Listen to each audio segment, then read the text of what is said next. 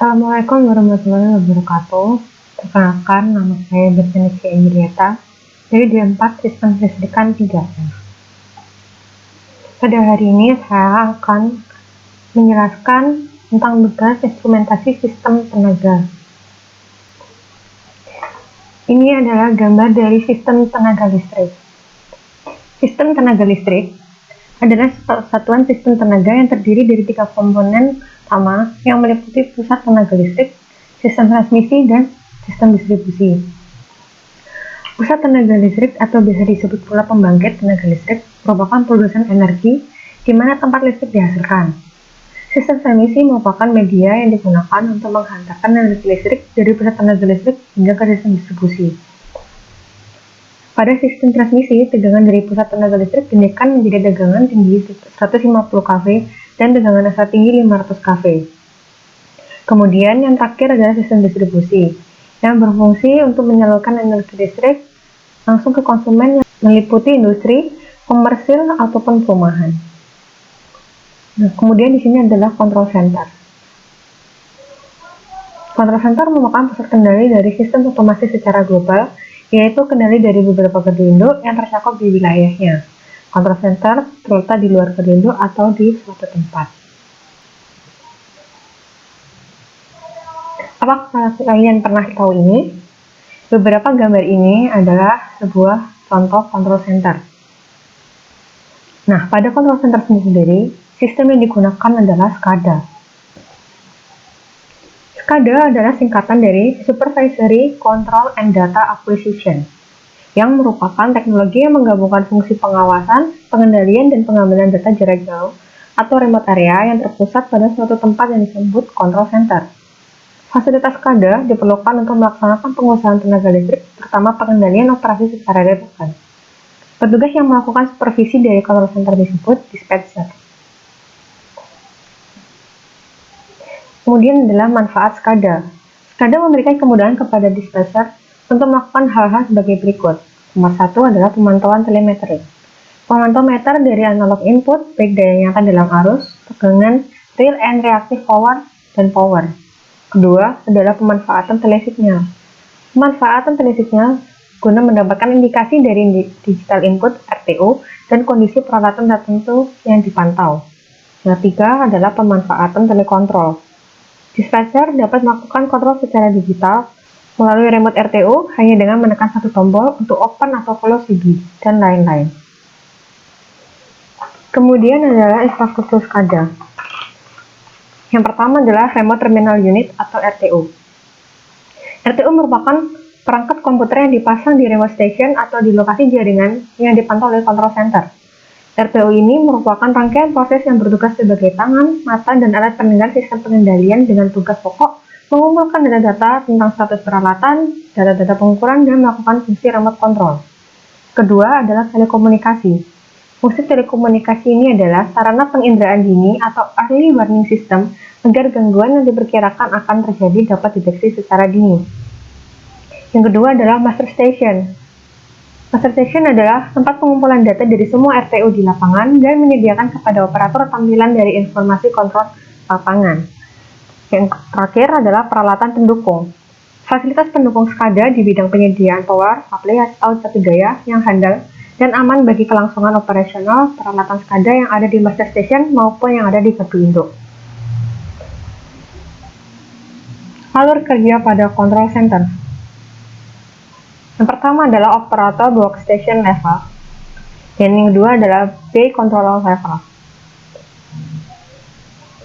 Master station. Master station merupakan kumpulan perangkat keras dan lunak yang ada di control center yang berguna untuk mengumpulkan data dari semua RTU di lapangan dan menyediakan kepada operator tampilan dari informasi kontrol lapangan. Master station secara berurutan memindah atau scanning RTU-RTU dengan mengirimkan pesan pendek pada tiap RTU untuk mengetahui jika RTU mempunyai informasi yang perlu dilaporkan. Jika RTU mempunyai sesuatu yang perlu dilaporkan, RTU akan mengirimkan pesan balik pada master station dan data akan diterima dan dimasukkan ke dalam memori komputer. Jika diperlukan, pesan akan dicetak pada mesin printer di master station dan ditampilkan pada layar monitor. Siklus pindai membutuhkan waktu relatif pendek, sekitar 7 detik, atau maksimal 10 detik. Siklus pindai yaitu pemindaian seluruh remote terminal dalam sistem. Ketika master station memberikan perintah kepada sebuah RTU, maka semua RTU akan menerima perintah itu. Akan tetapi, hanya RTU yang alamatnya sesuai dengan perintah itulah yang akan menjalankannya. Nah, desain untuk sebuah master station tidak akan sama. Secara garis besar, desain dari sebuah master station terdiri atas 1. Server, 2. Workstation, 3. Historical data, 4. Projection mimic, 5. Peripheral pendukung seperti printer dan logger, 6. Recorder, 7. Global positioning system untuk referensi waktu, 8. Dispatcher training simulator, 9. Aplikasi SCADA dan energy management system, 10. Uninterruptible power supply atau UPS, 11. Automatic transfer switch ATS dan static transfer switch atau STS. Ini adalah konfigurasi master station. Kemudian yang kedua adalah B control level. B level merupakan lapisan bawah yang terdiri dari perangkat kendali B termasuk B control unit, B proteksi, Ethernet switch, dan perangkat penunjang lainnya. Level ini berhubungan langsung dengan perangkat utama yang ada di switchyard seperti PMT, PMS, dan sensor-sensor. Pada B level ini difungsikan untuk kendali peralatan yang berada di lapangan untuk dapat berkomunikasi dengan kontrol pusat dalam hal mengirim atau menerima perintah kendali maupun pengiriman untuk pembacaan data yang diberikan oleh operator pusat kontrol dan dikonfirmasi melalui pesan status yang dikirimkan kembali dari kondisi lapangan ke stasiun kontrol melalui RTU. B-Control Unit atau BCU adalah pangkat yang digunakan untuk melakukan kontrol atau kendali terhadap BIB yang ada dalam gardu induk. Saat ini, pangkat ini sudah mengusung sistem EAD atau Intelligent Electronic Device. EAD sendiri adalah perangkat elektronik canggih dengan fungsi dan kemampuan yang dapat dikonfigurasi oleh engineer dan merupakan peralatan terdepan yang berhubungan langsung dengan peralatan di lapangan. EAD berfungsi untuk melakukan remote control, telemetering, sinyal atau proteksi dan dapat berkomunikasi dengan RTU atau gateway menggunakan protokol standar. Kemudian adalah perangkat pada B control level. Kemudian ini adalah untuk perencanaan metering. Perencanaan metering saya letakkan pada sisi gardu induk ini, dikarenakan di Indonesia gardu induk PLN umumnya bersifat konvensional, sehingga memerlukan beberapa operator untuk memantau, mengontrol, dan mengoperasikan gardu induk tersebut. Oleh karena dioperasikan oleh operator, tingkat human error dan kecepatan serta keakuratan monitoring sulit untuk divalidasi, dan waktu monitoring yang lebih lama dibandingkan dengan menggunakan sistem otomasi. Sistem ini memungkinkan monitoring dari jarak jauh tanpa harus mendatangi objek monitoring secara manual. Alat yang saya gunakan adalah sebuah power meter. Power meter adalah suatu peralatan digital yang multifungsi. Power meter dapat menggantikan bermacam-macam alat power meter, relay, transducer, dan komponen-komponen lainnya.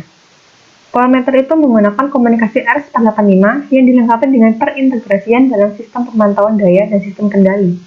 Sistem manager software atau SMS dari power meter ditulis untuk monitoring daya dan kendali. Nah, power meter adalah suatu meteran dengan tingkat ketelitian yang tinggi pada beban non-linear. Meteran listrik ukuran arus dan tegangan harus selalu dapat melaporkan secara real time atau setiap saat. Selain itu, meter juga harus mampu menghitung faktor daya nyata, reaktif, dan lebih lagi. Untuk spesifikasi yang saya gunakan adalah Schneider PM710 dengan spesifikasi seperti ini. Sekian presentasi dari saya akan ucapkan terima kasih atas perhatiannya. Assalamualaikum warahmatullahi wabarakatuh.